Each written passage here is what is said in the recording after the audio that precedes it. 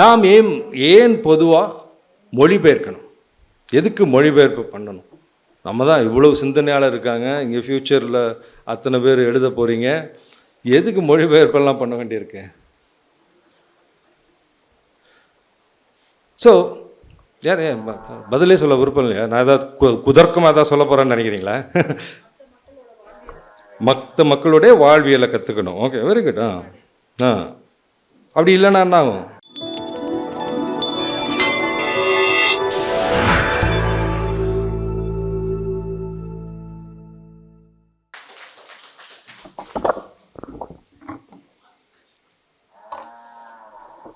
இந்த அரங்கில் 2 வகையான மக்கள் இருக்காங்க. நிறைய பேர் 1000 ரூபா கட்டினவங்க, மீதி பவாவுக்கு பயந்தவங்க இல்லையா? அது எப்படி கண்டுபிடிக்கலான்னா, முழிச்சிருக்கவங்கெல்லாம் 1000 ரூபா பே பண்ணியிருக்காங்க, இல்லை தூங்குறவங்கெல்லாம் பவாவுக்கு பயந்தவங்க. ஸோ சார் கொஞ்சம் கலக்கலப்பாக ஆரம்பிக்க சொன்னதுனால கொஞ்சம் உற்சாகமாக கேட்குறீங்களா? சரி, நான் சொல்கிறத ரிப்பீட் பண்ணுங்கள். நான் சொல்கிறத திரும்ப சொல்லுங்கள். வணக்கம், குட் ஆஃப்டர்நூன், வணக்கம், ஹல்லேலூயா. பாதி பேர் கூட சொல்லலை. ஓகே, சரி, உற்சாகமாக தொடங்கலாம் சொல்லுதான். சரி, இன்னும் 2 ஐட்டம் இருக்குது. அதனால் கொஞ்சம் ஜோக்கு, கொஞ்சம் மாலை நேரத்தை உற்சாகப்படுத்துறதுக்காக நகல் இசை கலைஞன் அப்படின்னு ஒரு புத்தகம் இருக்குது. ஜான் சுந்தர் அவர்கள் எழுதினார். யாரெல்லாம் வாசிச்சிருக்கீங்க அதை?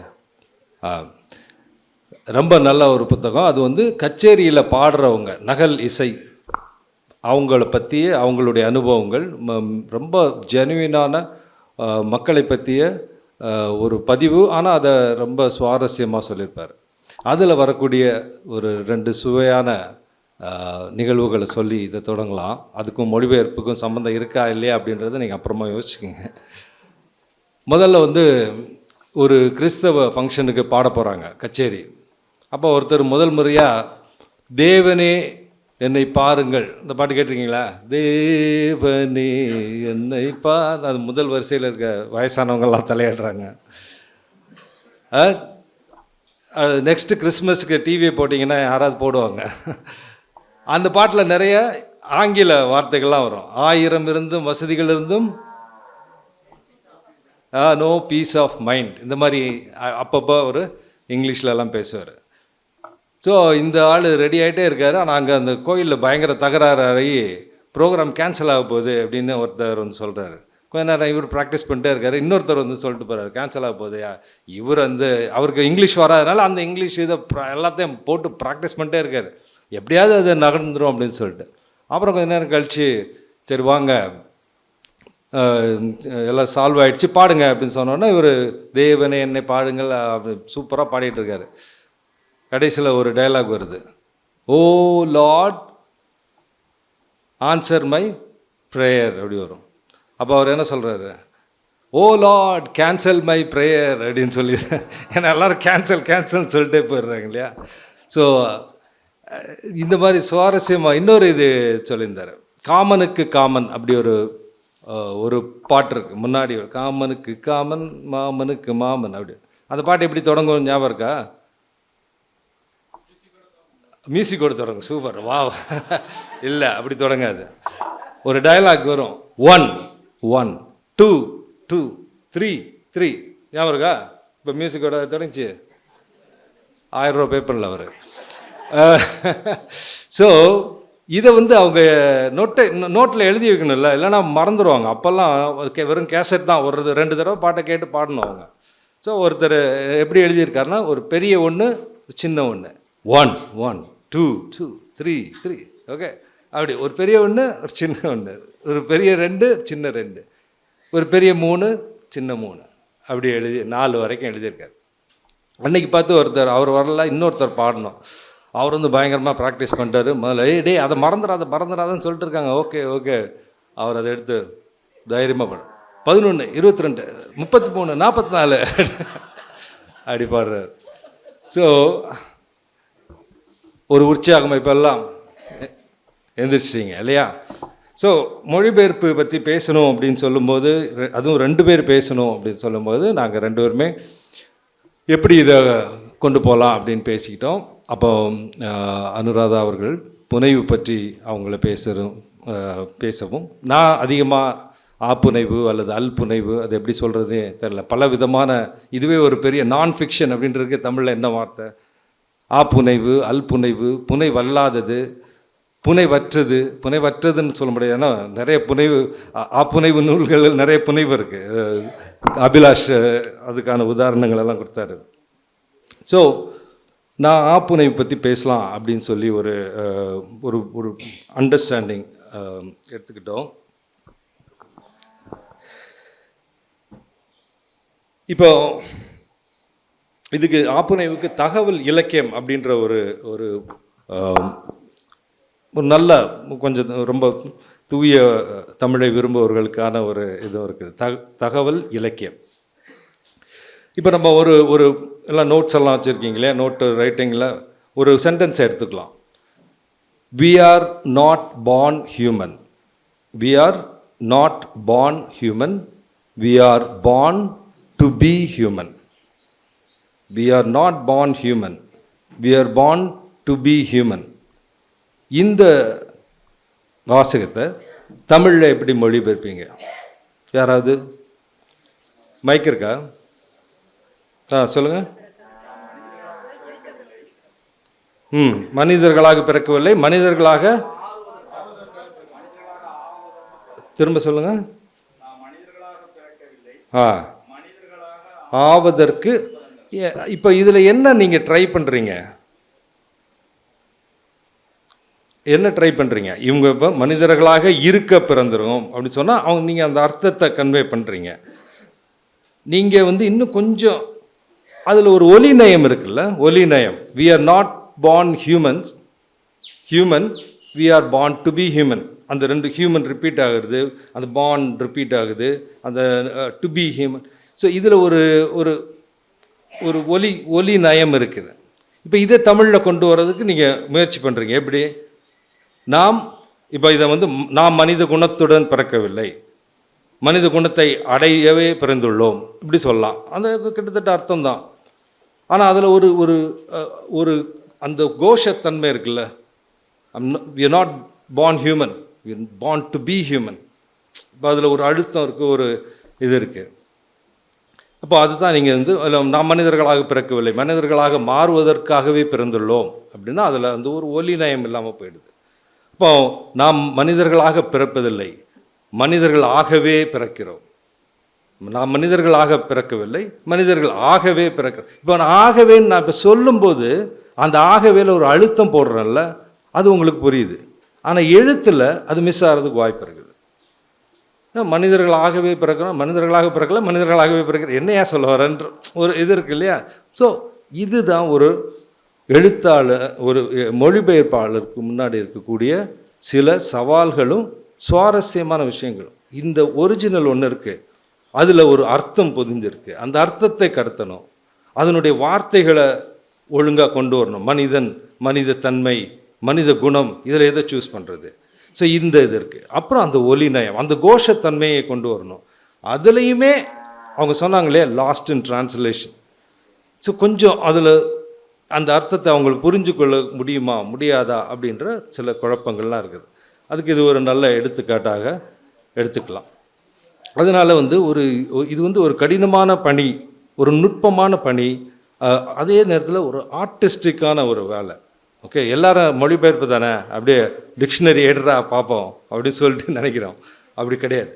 டிக்ஷனரியை வச்சு பண்ண மொழிபெயர்ப்புகள் எல்லாமே தோல்வியில் தான் போய் முடியும் இல்லையா? நீங்கள் உங்களுக்கு தெரியும், நிறைய மொழிபெயர்ப்புகள் மீது பயங்கரமான விமர்சனங்கள் வரும். அதுக்கான காரணம் அது வெறும் டிக்ஷனரியில் வார்த்தைக்கு வார்த்தை மொழிபெயர்த்தது போல் இருக்கும். அப்போ அதில் இந்த உள்ள கலை அம்சம், அதில் உள்ள கலை அம்சத்தை எடுத்து பண்ணும்போது தான் அது ஒரு சிறந்த டிரான்ஸ்லேஷனாக இருக்கும். அதே நேரத்தில் இதுதான் இதுக்கான தலை சிறந்த டிரான்ஸ்லேஷன் ஒன்று சொல்லவும் முடியாது. அதுவும் மொழிபெயர்ப்புகள் விமர்சனத்துக்கு உள்ளாகிறதுக்கான ஒரு காரணம் தான். ஏன்னா இதே சிக்கல்கள் தான். இப்போ மேடம் ஒன்று சொன்னாங்க, நீங்கள் ஒன்று சொன்னாங்க, நானே 2-3 வருஷம் சொன்னேன். ஸோ அப்போ என்ன ஆகுது, மொழிபெயர்ப்பு வந்து ஒரு பர்ஃபெக்டான ஒரு ஆர்ட்டாக இருக்க முடியாது. ஒரிஜினல் கூட பர்ஃபெக்டாக இருக்காது. நீங்கள் ஜெயமோகிட்ட போய் நீங்கள் கேட்டிங்கன்னா, இல்லை இதை நான் வேறு மாதிரி எழுதியிருப்பேன், இல்லை அபிலாஷ்கிட்ட கேட்டிங்கன்னா சொல்லியிருப்பேன், இன்றைக்கி பார்த்தா எனக்கு வந்து வேறு மாதிரி எழுதிருக்கலாம்னு தோணும். அதே மாதிரி தான். ஆனால் அந்த ஆத்தர் வந்து எழுதிட்டார், அனுப்பிட்டார். கிட்டத்தட்ட நகலிசை கலைஞர்களுக்குள்ள சேலஞ்ச் மாதிரி தான். ஒரிஜினல் அவர் பாடி முடிச்சிட்டாங்க, அதில் கொஞ்சம் முன்ன பின்ன இருந்தாலும் இவங்க அதை திரும்ப அவங்களும் அதே தான் பாட வேண்டியிருக்கு. சரியா? ஸோ அந்த மாதிரியான ஒரு சிக்கல் இதில் இருக்குது. அதனால் ஒரு ஒரு மொழிபெயர்ப்பு இதுதான் சிறந்தது அப்படின்னு சொல்லணும்னா, ஓரளவுக்கு நமக்கு தெரியும் அந்த அர்த்தங்கள் கடந்து வருது, அதில் ஒரு கன்சிஸ்டன்சி இருக்குதா, இது எங்கே தொடங்குது எங்கே முடியுது, அது கதையை நம்ம எப்படி இனம் கண்டு கொள்கிறோமோ அதே மாதிரி இந்த கட்டுரையோ எதையோ மொழிபெயர்க்கும் போது உங்களுக்கு தெரியும் இதில் ஒரு கன்சிஸ்டன்சி இருக்குது, இந்த இடத்துல இடருது, இந்த இடத்துல. அப்போ ஓரளவுக்கு நம்மளால் அதை விமர்சிக்க முடிகிறது. நாம் ஏன் பொதுவாக மொழிபெயர்க்கணும், எதுக்கு மொழிபெயர்ப்பு பண்ணணும்? நம்ம தான் இவ்வளவு சிந்தனையாளர் இருக்காங்க, இங்கே ஃப்யூச்சரில் அத்தனை பேர் எழுத போகிறீங்க, எதுக்கு மொழிபெயர்ப்பெல்லாம் பண்ண வேண்டியிருக்கு? ஸோ யார் பதிலே சொல்ல விருப்பம் இல்லையா? நான் ஏதாவது குதர்க்கமாக தான் சொல்ல போகிறேன்னு நினைக்கிறீங்களா? மற்ற மக்களுடைய வாழ்வியலை கற்றுக்கணும். Okay, very good. அப்படி இல்லைன்னா என்ன ஆகும்? ஒன்றாகாது. ஓகே. ஸோ தட்டையாக இருக்கும். ஓகே, அதான் நம்ம டார்வினுடைய பரிணாம கொள்கை எல்லாருக்கும் தெரியும் இல்லையா? அதாவது ஒரு சந்ததியை உருவாக்கும் போது அந்த சந்ததி வந்து வேற ஒரு வேரியேஷன், ஒரு மாற்றத்தை அடைகிறது. அந்த மாற்றத்தின் வழியாக அடுத்த சந்ததி உருவாகுது, அது ஒரு மாற்றத்தை அடைகிறது. இந்த மாற்றத்தை கடத்துவது எது? டிஎன்ஏ இல்லையா? மரபணுன்னு சொல்ல. மரபணுன்னா என்னது?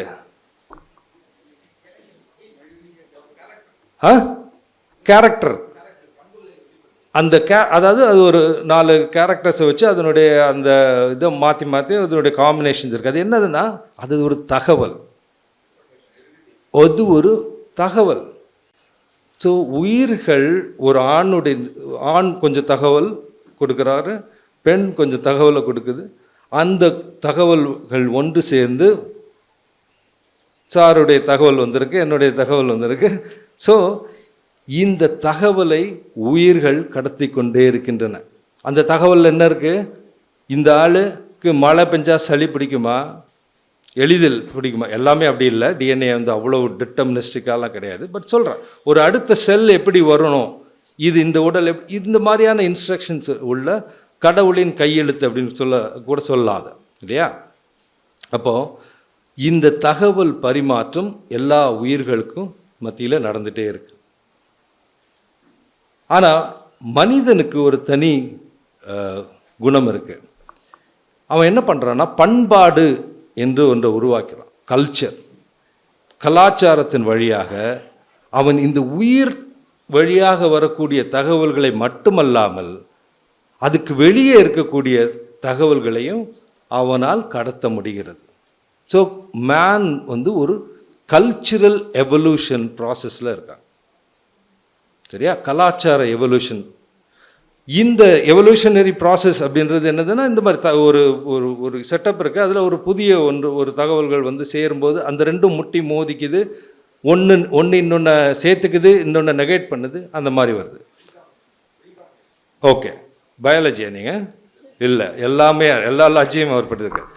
ஓகே, ஸோ அந்த ஒரு லாஜிக்கில் டிஎன்ஏ திரும்ப ஒரே டிஎன்ஏ ஷேர் பண்ணிக்கிறவங்க அது என்ன சொல்லுவாங்க? இன்ப்ரீடிங் அப்படின்னு சொல்லுவாங்க. இன்ப்ரீடிங், ஒரே தகவல், இந்த உயிர் தகவலை ஒரே குடும்பத்தில் உள்ளவங்க மாறி மாறி ஷேர் பண்ணி என்ன ஆகுது? கடைசியில்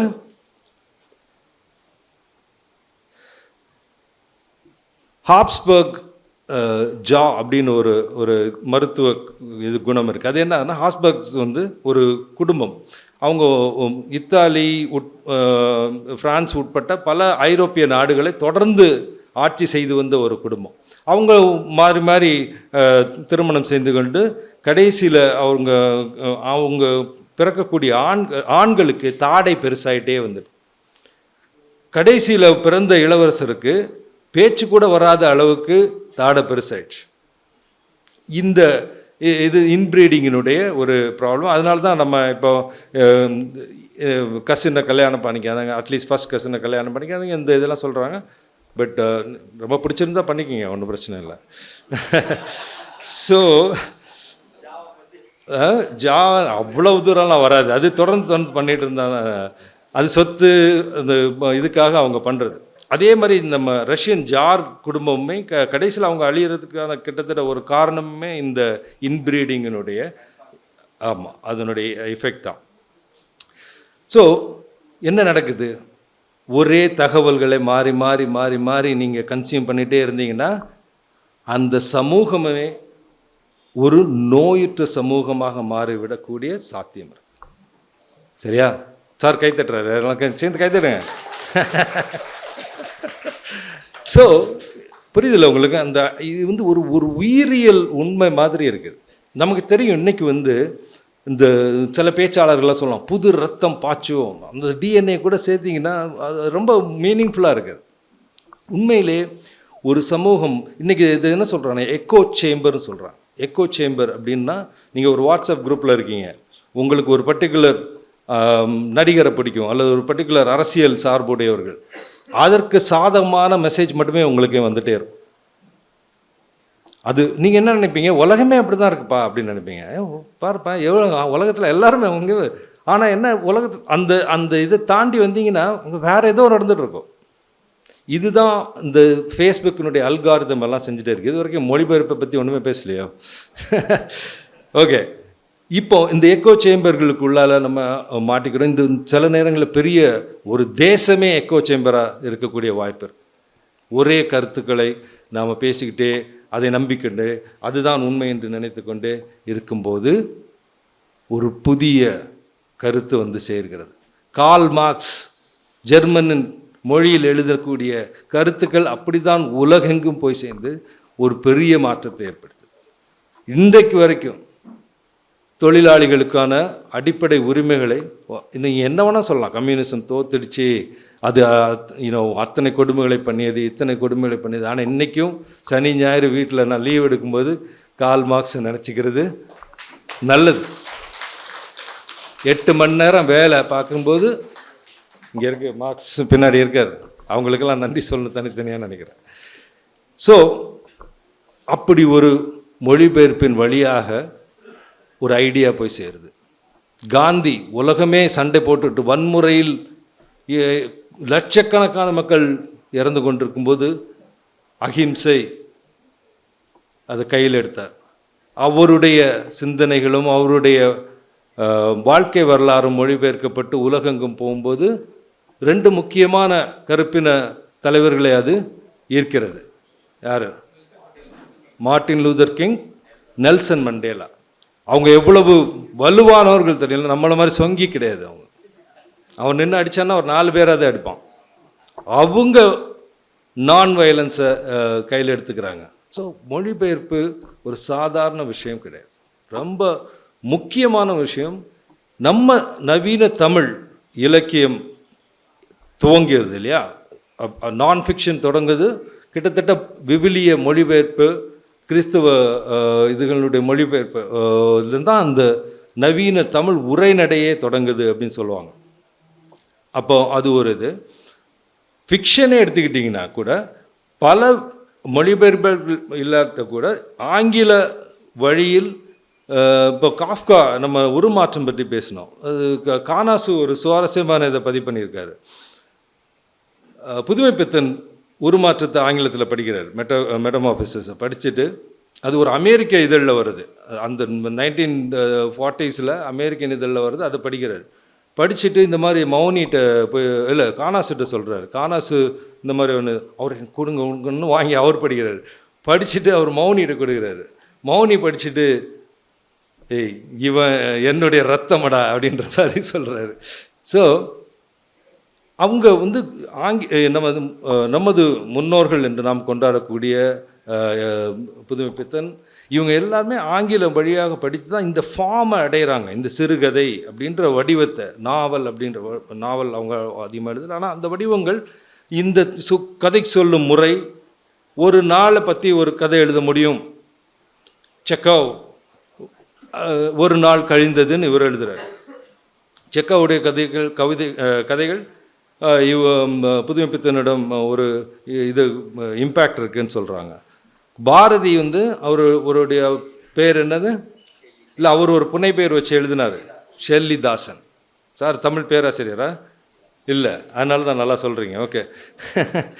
ஸோ அந்த ஷெல்லிதாசன் அப்படின்ற பேர், ஏன்னா அவருக்கு ஷெல்லி என்கிற ஆங்கிலேய கவிஞனால் ரொம்ப ஈர்க்கப்பட்டவர். இன்ஃபேக்ட் பாரதியுடைய கவிதைகளுக்கும் ஷெல்லியுடைய கவிதைகளுக்கும் ஒப்பிட்டு ஆய்வுகள் உள்ளன. அதனால் மொழிபெயர்ப்பு ரொம்ப முக்கியமானது. பிற பண்பாடுகளில் இருக்கக்கூடிய எல்லாம் நமக்கு பயனுள்ளதுன்னு சொல்ல முடியாது. ஆனால் இந்த ஒட்டுமொத்த மானுட நோக்கில் எழுதப்படக்கூடிய சிந்தனைகள் இருக்கு இல்லையா. இப்போ உதாரணத்துக்கு நான் சொன்ன 2 உதாரணங்கள் சொன்னேன். 3வது, இப்போ நம்ம பாசிசம்னு சொல்லிகிட்டே இருக்கோம் இல்லையா. இந்த நாசிகளை பற்றிய லிட்ரேச்சர் இருக்குது. நாசிகளை பற்றிய, நாசிகள்னால் ஹிட்லரும் அவருடைய பரிவாரங்களும் செஞ்ச பலவிதமான கொலைகள். சாரி, யாரோ சொல்கிறீங்களா ஏதாவது? ஓகே. அவங்கள பற்றிய தகவல்களை வைத்து தான் நம்ம இன்றைக்கி அந்த பாசிசத்தை எடை போடுறோம். அந்த காலகட்டத்தில் 3 வகையான அரசியல் முறைகளை வந்து மக்கள் பரீட்சித்து பார்த்தாங்க. அதில் ஒன்று கம்யூனிசம், ஒன்று வந்து ஃபாசிசம், 3வது லிபரல் டெமோக்ரஸி. ஸோ நம்ம இன்றைக்கி வச்சுருக்கோம் நிறைய தகவல். ஸோ இப்போ மனிதனால் மட்டும், இப்போ சில விலங்குகள் இருக்குது, சில விலங்குகள் இந்த மாதிரி யானைகளில் உள்ள முதிய பெண் யானைகள் அந்த ஒட்டுமொத்த குடும்பத்துக்கு வழிகாட்டி எங்கே தண்ணி இருக்குது, எங்கே பழம் இருக்குது, இப்போ காடு இருக்குதுன்னு கூட்டிகிட்டு போகும். ஸோ ஆனால் அது வந்து ஒரு காலத்தை தாண்டி அல்லது ஒரு தொலைவை தாண்டி அந்த தகவல் சென்று சேராது இல்லையா. அது அந்த குடும்பத்துக்குள்ளாலே இருக்கக்கூடிய தகவல். ஸோ மொழிபெயர்ப்பு இதை சாத்தியப்படுத்துகிறது. மனிதனுக்கு தான் இந்த குணம் இருக்கிறது. ஒரு எல்லையை தாண்டி, ஒரு தொலைவை தாண்டி பேசுகிறது, ஒரு காலத்தை தாண்டி அதை திரும்ப கொண்டு வர்றது இல்லையா. ஒரு தகவல் நம்ம இதுவரைக்கும் என்ன எஸ்டாப்ளிஷ் பண்ணியிருக்கோம், தகவல் ரொம்ப முக்கியம். அதே ஒரே தகவலை மாற்றி நம்பிட்டே இருந்தோன்னா ஒரு அழிவை நோக்கி தான் போயிட்டுருக்கோம்னு சொல்லலாம், அல்லது ஒரு கேடை நோக்கி போயிட்டு கொண்டிருக்கிறோம். அடுத்தது, இந்த தகவல் பரவலாக வர வேண்டும், புதிய தகவல்கள் வர வேண்டும். இதெல்லாம் சேர்ந்து இந்த இவங்க தனிமையின் 100 ஆண்டுகள் மென்ஷன் பண்ணாங்க. அதுலேயும் மார்க்கஸ் வந்து ஒரு கம்யூனிட்டியை மென்ஷன் பண்ணுறாரு. அவங்களுக்கு வந்து வெளியே உலகத்தை பற்றிய தகவல்கள் வரவே வராது. வந்து கொஞ்சம் ஜிப்சிகள் வந்து அதை கொடுத்துட்டு போவாங்க. அவங்க ஸ்டாக்னண்டாகவே இருப்பாங்க கொஞ்சம் வருடங்களுக்கு. ஸோ காலத்தை கடந்து எதுக்கு நம்ம தகவலை பெறணும்? காலம் ஏன் ஒருத்தன் முன்னாடி எழுதி போயிட்டான், அது ஏன் நம்ம அதை பெற்றுக்கணும்? அவன் முதல்ல வந்து அவனுடைய வாரிசுகள் தான் நாம். அதாவது இந்த உயிர் வாழ்தல் இருக்குல்ல, இந்த எவல்யூஷனரி ப்ராசஸில் அவன் பிழைச்சிருக்கான், அவன் வந்து ஒரு சந்ததியை உருவாக்கிட்டான். அப்படி உருவாக்குனவங்க வழியாக வந்து வரவங்கலாம் இன்றைக்கி உயிரோடு இருக்கவங்க. அது ஞாபகம் வச்சுக்கணும். திடீர்னு இது ஒரு பெரிய உண்மை மாதிரி தெரியும், ஆக்சுவலி இது பெரிய உண்மை தான். இதை நான் வாசிக்கிற வரைக்கும் ஆமல்ல அப்படின்ற உண்மை நமக்கு தெரியாது. இது வரைக்கும் பிறந்து இறந்த மனிதர்கள் தங்கள் சந்ததிகளை உருவாக்கி வைத்து விட்டு போன காரணத்தினால்தான் நாம் இங்கே இருக்கோம். ஓகே, நம்ம திடீர்னு அப்படி முளைச்சி வந்துடல. அதனால் நாமும் சந்ததிகளை உருவாக்க வேண்டாம். இங்கே உள்ள இளைஞர்களுக்கெல்லாம் என்ன சொல்லிக்கிறேன். இப்போ இந்த இறந்து போன மனிதனுக்கு ஜிகே செஸ்டர்டன் ஒரு எழுத்தாளர் இருக்கார். அவர் வந்து இந்த இறந்து போன மனிதர்களுக்கு ஒரு ஓட்டை கொடுங்க அப்படின்னு கேட்குறாரு. நீங்கள் இன்றைக்கி உயிரோடு இருக்கவங்களாம், நீங்கள் உயிரோடு இருக்கிறதுனாலே ஒரு ஓட்டு கேட்குறல்ல, ஒரு கருத்து கணிப்பு இருந்தால் அதில் ஓட்டு போடுறீங்க. அந்த இறந்து போனவன் வந்து இந்த சமூகத்தை பற்றி ஒரு கருத்து கணிப்பு வச்சுருக்கான். எப்போ கல்யாணம் பண்ணிக்கலாம், கல்யாணம் முக்கியமானதா இல்லையா, கடவுள் இருக்கானா இல்லையா, இந்த மாதிரியான ஒவ்வொரு ஆன்மீகம்னா என்ன. ஸோ அந்த இறந்தவர்களுக்கான ஒரு ஜனநாயகம் அப்படி எடுத்துக்கிட்டேன்னா, நீ வந்து இந்த காலத்தை கடந்து வரக்கூடிய பண்பாட்டு அறிவுக்கு ஒரு மதிப்பை நீ அளிக்க வேண்டும் அப்படின்னு அவர் சொல்கிறார். ஓகே. ஸோ நம்ம இதெல்லாம் பேசிட்டோம். நிறைய ஓவர் கதைகள். இப்போ அதனால் ஒரு மொழிபெயர்ப்பாளர் வந்து ஒரு முக்கியமான ஒரு பணியை செய்கிறார். அவர் வந்து ஒரு வெறுமனே ஒரு இடைத்தரகர் அல்ல. அவருக்கு வந்து அந்த சிந்தனையை திட்டமிட்டு அறிவை பரப்பக்கூடிய ஒரு ஆளாக இருக்கிறார். ஒரு வகையில் ஒரு சமூகத்தினுடைய அந்த கட்டியை உடைப்பவராக இருக்கிறார், அல்லது ஒரு ஒரு தூர்வாரக்கூடியவராக இருக்கிறார் இல்லையா? நம்ம அதுக்காக தான் அதை சொல்கிறோம். ஸோ அதனால் ஒரு மொழிபெயர்ப்பாளர் என்னெல்லாம் செய்யலாம் அப்படின்றதுக்கு முதல்ல வந்து தான் ஒரு அறிவு மற்றும் கலை செயல்பாட்டை செய்கிறவர் என்கிற நம்பிக்கையோடு இருக்க வேண்டும். ரொம்ப ரொம்ப முக்கியம். மொழிபெயர்ப்பாளர்களை வந்து யாருமே ரொம்ப ஒரு கலையான ஆளுன்னு சொல்கிறத ரொம்ப ரேராக தான் நம்ம பார்க்குறோம் இல்லையா? இப்போ என் ஸ்ரீராம் சாரும் நானும் போனோன்னா, காரில் போனோன்னா போலீஸ் நிறுத்தினா என்ன தான் அதிகமாக இது பண்ணுற வாய்ப்பு இருக்குது, அப்படி இல்லையா? அதாவது உண்மை என்னென்னா, அந்த ஒரு இந்த மொழிபெயர்ப்பாளர்களே தங்களை ஒரு சீரியஸான படைப்பாளியாக கருதி கொள்வதில்லை. ஆனால் அந்த நம்பிக்கை நானே வந்து ரொம்ப கேஷுவலாக நிறைய பண்ணியிருக்கேன். ஆனால் ஒரு கட்டத்தில் நமக்கு தோணும் நம்மளும் அது சீரியஸாக பண்ணணும். இப்போ அப்படி பண்ணவங்க இருக்கிறாங்க. சிவகுமார் சார் இருக்காரு, இந்த ஒரு மாற்றம் எல்லாம் அவர்லாம் ஒரு வார்த்தைக்கு ரொம்ப நாள் தவம் இருந்திருக்காரு. ஏன்னா அப்போ கூகுள் எல்லாம் கிடையாது வேறு.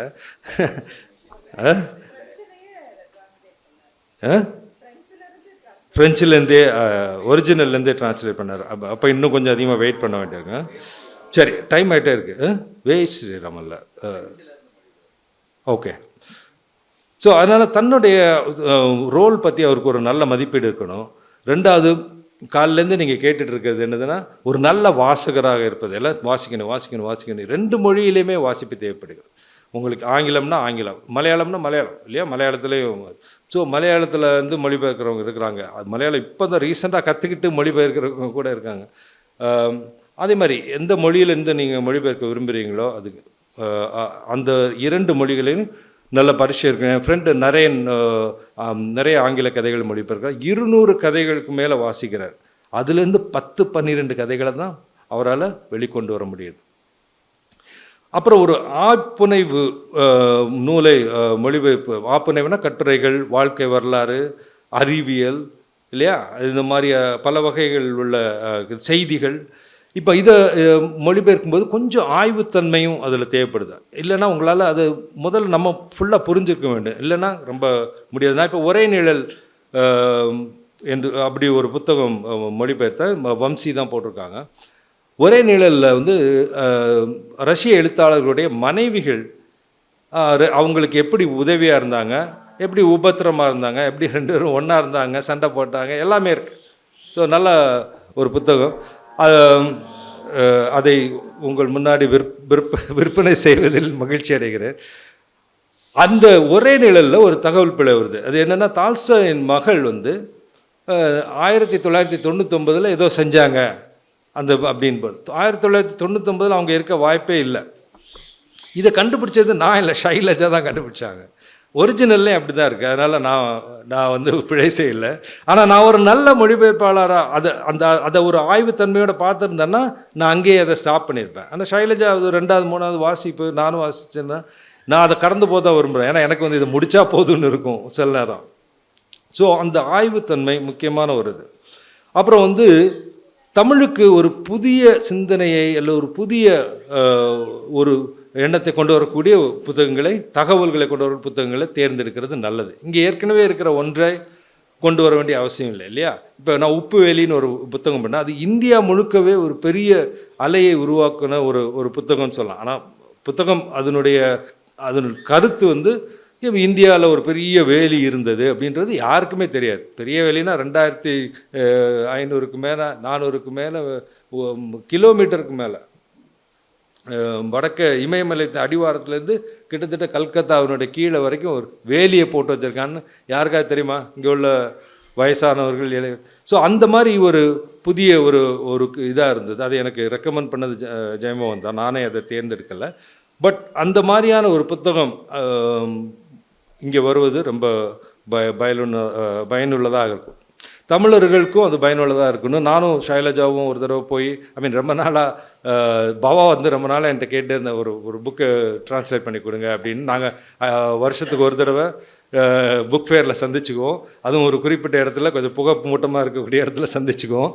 அந்த இடத்துல அவர் கேட்பார் என்கிட்ட, இந்த மாதிரி பண்ணுங்க. அப்புறம் அந்த இன்டர்நேஷ்னல் புக் ஃபேர்லாம் வரும்போது நாங்கள் 2 பேர் போய் பவா பொண்ணும் வந்திருந்தா ஒரு புக்கை செலக்ட் பண்ணோம். அது வந்து ஹூ பை ஃபயர் அப்படின்ற லெனார்ட் கோவன் எழுதிய ஒரு புத்தகம். லெனார்ட் கோவனை பற்றிய ஒரு புத்தகம். எனக்கு லெனார்ட் கோவனை ரொம்ப பிடிக்கும். அவர் அந்த ஹாலே லூயான்னு ஒரு பாட்டு எழுதினவர். அவர் ரொம்ப நல்ல பொயட் அண்ட் ஒரு நல்ல சிங்கர், கம்போசர். அவர் ஒரு யூதர். ஆக்சுவலி அவர் வந்து ஒரு இஸ்ரேலில் ஒரு நடக்கக்கூடிய ஒரு யூத போருக்கு இவர் போய் அங்கே உள்ள வீரர்களுக்கெல்லாம் கிட்டார்லாம் இசைச்சு பாட்டு பாடி என்டர்டெயின்மெண்ட் போருக்கு நடுவில் இது பண்ணது அந்த பற்றிய ஒரு புத்தகம். ஆனால் எனக்கு அந்த புத்தகத்தை படிக்கும்போது இது வந்து தமிழில் லெனார்ட் கோவனை தெரியாதவங்க என்ஜாய் பண்ண மாட்டாங்க அப்படின்றது. அப்போ அது அவரை இன்ட்ரொடியூஸ் பண்ணுறதுக்கான இதெல்லாம் நான் ஓரளவுக்கு யோசிச்சு வச்சுருந்தேன். ஒரு மியூசிக் பார்ட்டியை வச்சுருக்கலாம், வச்சுட்டு புக்கு ரிலீஸ் பண்ணலாம். பட் அது வந்து ஒரு ரொம்ப கிமிக்கியாக இருக்கும். ஆனால் அது புக்கு உண்மையிலே அது ஒர்த்தா அப்படின்றது எனக்கு வெஸ்டர்ன் இதில் வந்து இந்த மாதிரியான அட்வென்ச்சர்ஸ் எல்லாம் ரொம்ப விரும்புவாங்க. ஒரு போருக்கு முன்னாடி ஒருத்தன் போய் கிட்டார் வச்சுவார். ஸோ அதனால் அந்த இதை கைவிட்டுட்டோம். ஒரு புத்தகம் அது கிட்டத்தட்ட உரிமை ஒரு அட்வான்ஸ் தொகை கொடுத்துருந்தாங்க ஷைலஜா. ஸோ அதனால் தமிழர்களுக்கு ரெலவெண்ட்டான சப்ஜெக்டை தேர்ந்தெடுங்க. பொதுவாக அந்த மானுட பொதுமை கொண்ட கருத்துக்கள். அப்புறம் இன்னொரு இது எழுதும்போது அடுத்தவங்களை வாசிக்க சொல்லி பார்க்கணும். ஏன்னா நமக்கு அந்த ஐடியா நல்லா தெரியும். ஆங்கிலத்தில் இந்த ஆளுக்கு புரியுதா, அந்த ஒரிஜினலை படிக்காத ஆளுக்கு இது புரியுதா அப்படின்றது கண்டிப்பாக அதை செய்ய வேண்டியது அவசியம். புதிய வார்த்தைகளை உருவாக்குறது அப்படி தாராளமாக புதிய வார்த்தைகள்லாம் உருவாக்குங்க. ஆனால் உண்மையிலே மொழிபெயர்ப்பில் தான் நிறைய புதிய வார்த்தைகள் தமிழ் உரைநடையில் வந்திருக்குது. ஆனால் அவையெல்லாம் பழக்கத்தில் வர்றதுனால நல்லா வந்துடுது. இப்போ கணினி அப்படின்றது சுஜாதா உருவாக்குனதாக சொல்லுவாங்க. அதே மாதிரியான வார்த்தைகள் உருவாக்குறதுக்கான ஒரு ஸ்பேஸ் கண்டிப்பாக இருக்குது. ஆனால் ஏற்கனவே அந்த வார்த்தைகள் இருக்கான்னு பார்த்துட்டு அதை உபயோகிப்பது நல்லது. அந்த வார்த்தையில் போதாமல் இருந்ததுன்னா உபயோகிக்கலாம். சகட்டு மேனிக்கு ஒரு புத்தகம் முழுசும் நீங்கள் வந்து நிறைய வார்த்தைகளை உருவாக்கிட்டே இருந்தீங்கன்னா ரீடருக்கு வந்து ரொம்ப இதாயிரும். சரி, நான் வந்து அது மாதிரி ஒரே நிலையில் மாமிச வடை அப்படின்னு ஒரு இதை, ஏன்னா அங்கே வந்து பண்ணக்கூடிய ஒரு மாமிச ஒரு உணவு அது வடை மாதிரி இருந்ததுன்னா மாமிச வடைன்னு போட்டேன். ஷைலஜா இங்கேருந்து கால் பண்ணி ஃபோன்லேயே கொட்டுவாங்கள்ல, அது மாதிரி கொட்டி அது நல்லா இல்லை, கட்லெட்னே போடலாம் அப்படின்னு சொல்லிட்டாங்க. கட்லெட் தமிழ் வார்த்தையில் சிலர் என்னன்னா நம்ம வந்து தமிழ் தாய்க்கு துரோகம் பண்ணிடக்கூடாது அப்படின்னு சொல்லிட்டு தூய தமிழில் அதை போடணும் அப்படின்னு நினைப்போம். ஸோ அது மாதிரி இந்த புத்தகங்களுடைய வாசகர்கள் யார் அப்படின்னு வச்சுக்கோங்க. இந்த நூலை ஆசிரியருக்கு நீங்கள் விசுவாசமாக இருக்க வேண்டியது அந்த அவருடைய கருத்தை சொல்ல வேண்டிய ஒன்று மட்டும்தான். மற்றபடி வாசகருக்கு தான் நீங்கள் அதிக விசுவாசமாக இருக்கணும். சரியா? அது வந்து ஒரு முக்கியமானது. அதுக்காக நான் அப்படி செய்வேன்னு சொல்ல மாட்டேன்.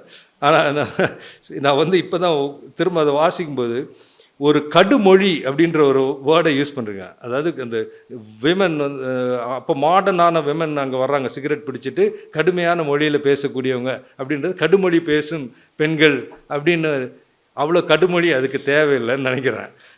ஆனால் அப்படியெல்லாம் நம்ம யூஸ் பண்ணியிருக்கோம் சில நேரம். ஸோ இந்த வாசகருக்கு அது எளிதாக போயிடுற மாதிரி நம்ம கொஞ்சம் எளிமைப்படுத்தி எழுதுறது நல்லது. அதே நேரத்தில் நம்ம இலக்கிய வாசகர்களுக்குன்னா அவங்களுக்கான ஒரு மொழியை பயன்படுத்தலாம். ஓகே, அடிக்குறிப்புகளை தைரியமாக சேருங்க. அதை வந்து என்னெல்லாம் வச்சுக்கணும் வைக்க வேணான்றதை அவங்க ஃபைனலாக டிசைட் பண்ணிக்கலாம். நிறைய டைம் ஆயிடுச்சுன்னு நினைக்கிறேன். ஓகே, இப்போ ரொம்ப கடினமான அறிவியல் கோட்பாடுகளை கூட இப்போ மொழிபெயர்த்துருக்க நம்ம சங்கரன் ரவிச்சந்திரன் இயற்பியலின் 7 சுருக்க குறிப்புகள் அப்படின்னு ஒரு சின்ன புத்தகம் தான். முக்கியமான புத்தகம், இயற்பியல் பற்றிய புத்தகம். இது ரொம்ப நல்லா இது பண்ணிருக்காரு. குவாண்டம் ஃபிசிக்ஸ் அப்படின்றதுக்கு என்ன தமிழில் என்ன சொல்லுவீங்க? துளிம இயற்பியல், துளிம ஈர்ப்பியல். ரொம்ப நல்லா இருந்துச்சு எனக்கு. அது அந்த துளிமன் படித்தவொடனே கரெக்டாக பிடிச்சிருக்காங்க அப்படின்னு. நான் அவரு காயின் பண்ண வேர்ட் கிடையாது. It is already there in a dictionary, online dictionary, அதுலேருந்து எடுத்திருக்காரு.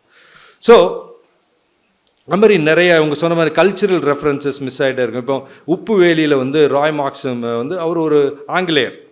அவர் ஆங்கிலேயருக்கு உரிய சில மேனரிசம்ஸ், ஜோக்ஸ் அடிச்சுட்டே இருப்பார் அவர். ஆனால் அவர் அடிக்கிற ஜோக்குன்னே தெரியாது நமக்கு. அவர் ஒரு இதை சொல்லிட்டு போயிடுவார்.